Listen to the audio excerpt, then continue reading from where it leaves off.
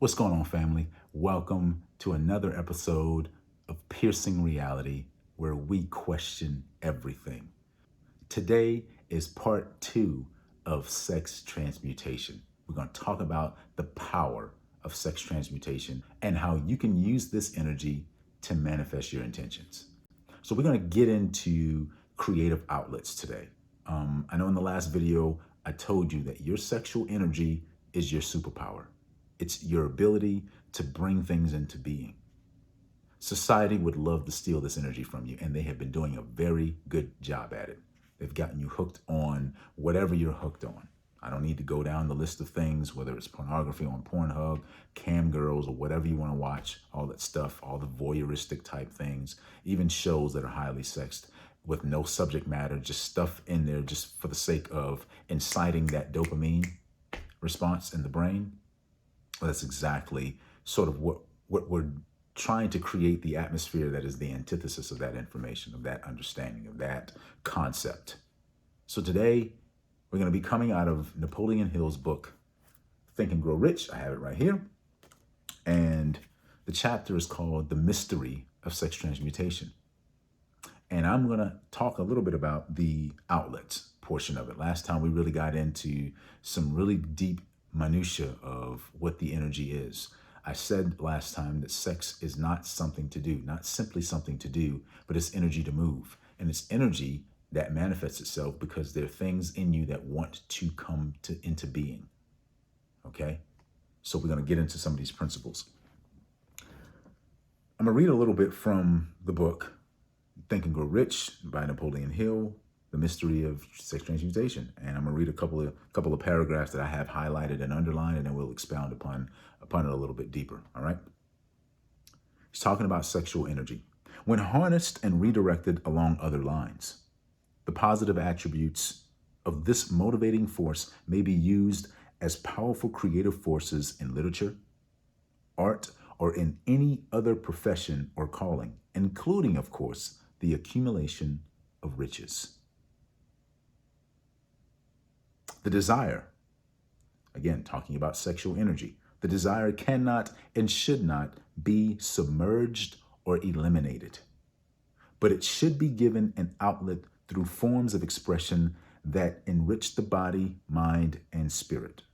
If not given this form of outlet through transmutation, it will seek outlets through purely physical channels. So again, if you're only using this energy for physical expression, you're not even scratching the surface of what this energy is capable of when you are able to understand the concept of transmuting it into something different. Now, I defined transmutation in the last video. Go back and watch that video so you'll get an understanding what transmutation is. So it'll give you a concept for this one. But in this video, I'm assuming that you've already watched. So the recap is going to be very, very, very minuscule. We're just going to go right in. Fortunate. Here's where we're going to get into some deeper things. Fortunate indeed are those who have discovered how to give sex emotion an outlet through some form of creative effort, for they have, by the discovery, lifted themselves to the status of genius. Now, what is Napoleon Hill talking about, the status of genius? Because we know what we mean when we say genius, but do we know what the author means when he says genius? Because in order for us to understand exactly what Napoleon Hill is talking about, what he's trying to educate us on, we have to get inside the mind of the author. Otherwise, we have no real true concept of what he's really trying to communicate. So let's dig in one more time with one more paragraph of information, and then we'll expound upon that a little bit deeper. So he's going to define genius for us, and that'll give us some direction and where we should go next. A good definition of genius is a person who has discovered how to increase the vibrations of thought to the point where they can freely communicate with sources of knowledge not available through the ordinary rate of vibration of thought. So again, when you only use the energy as a physical expression, you miss out on the non-physical expression. The non-physical expression is the higher vibrations of thought. because this energy is there. And once the energy is there, it starts to attract frequencies of thought in your mind for you to do certain things. So what happens is, in the current society, especially with the sexually charged society we're in right now, you get that urge and you go find something that satisfies the urge. But what he is telling us is that when you get the urge, you use the urge in a different way, not for self-pleasure, but for raising your vibrations into a level of genius that you're now able to communicate with things on a higher thought form, on a higher level. Some of you would call that your higher self. You would call that God. With Napoleon Hill, and I like this concept, he calls it infinite intelligence. This is where downloads come in, right? This is where people say, I got a download. Or you have this very profound dream that drops in, or you get this thing that's, most of us call it a hunch. This is what Napoleon Hill calls it in the book. He calls it a hunch, like, I got something that's kind of came to me. That he's calling communication with a higher thought form. It's a powerful concept, because once we get a hold of this and understand how to use the energy and how to master it so that we create an environment of higher vibrations, that anybody else can come in and their vibrations get raised as well. We have been taught to use this information, this energy, in a lower base state. Simple reproduction or self-gratification. That's it. It's an animality sort of mindset. There's a concept in the Kemetic sciences, when you study the mysteries of Kemetic tree of life, the concept of Heru is that Heru walks through these processes as a child and then as a conquering king. And in the principle of Heru, you see that there's this concept of conquering the animal self, the set. This is where set, the ego, conquering the ego. And when you subdue the ego, not to eliminate the ego. Remember, he says you don't want to eliminate the energy or even submerge it. What you want to do is you want to use it and redirect it.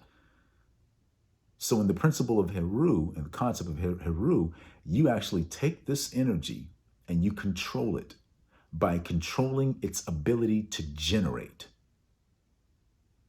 The glyph of Heru conquering his animality or conquering Set, is Heru spears lines, 10 of them, into Set, thereby binding Set from movement. And then he now gains control of the testicles of this animal. And the animal in the glyph is the hippopotamus. It's the most territorial, one of the most territorial water-land animals on the planet. Extremely ferocious, extremely aggressive, extremely territorial. It's the epitome of the animal ego. He's saying that you can take this energy and master your ego. And when you do that, you can take this energy and then control what generative properties that you inserted in. So if you want to generate income for your business, then you would generate income for your business. If you want to generate opportunity, then you generate opportunity. But you're in control of the energy. The energy is not controlling you. You are controlling it. So when you get that desire to open up that website, click on that image on the phone, remember, that's the energy controlling you. And all you have to do is remember, I am in control. Remember, I am in control, because what this society, what this lower basal understanding, this animal nature wants you to do is move on instinct alone without reason. And by doing so, it keeps you adrift.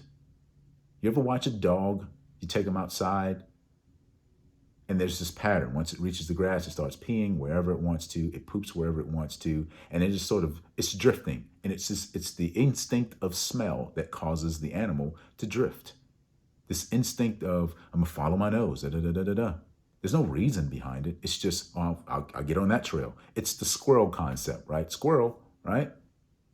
Well, what he's saying is, you don't want to be drifting. And where I got that concept from is from Outwitting the Devil. That's another book by Napoleon Hill. I encourage you to check that book out as well. There's an audio version of it right on YouTube. I'll probably put a link to that in the description below as well. Have some conversations around drifting with your family members. Talk to your teenage boys about this. I want you to get a hold of your superpower to the extent that you're able to express things in a different way. Maybe you're a mother, you're a single mother, you're married, a father, single father, or you're married. It doesn't matter. You need to be having these kinds of conversations with your sons and your daughters. They need to know that what they have is special and powerful, and that it can be used to manifest things in such a level that it raises their vibrations and the thought vibrations of people around them. It changes your entire environment. They don't have to succumb and assimilate to the peer pressure of expressing that sexual urge in a purely physical way. They can take that energy and connect to their higher selves, or the infinite intelligence, however you want to put that, or the God consciousness. I hope this video was helpful for you. I hope you got a lot of value out of it. I'll be back again with another video, or probably a part 3, and I'll share some of my own reasons why this subject matter is so important to me. I can't wait to talk to you guys again. I can't wait to add some more value to you. I look forward to your comments. I look forward to you liking the video. I look forward to your subscriptions. I want you to share this video with as many people as you possibly can. Thank you for your time, and thank you for piercing reality with me today. My name is Nathaniel Brown, and I'll talk to you guys soon. Peace.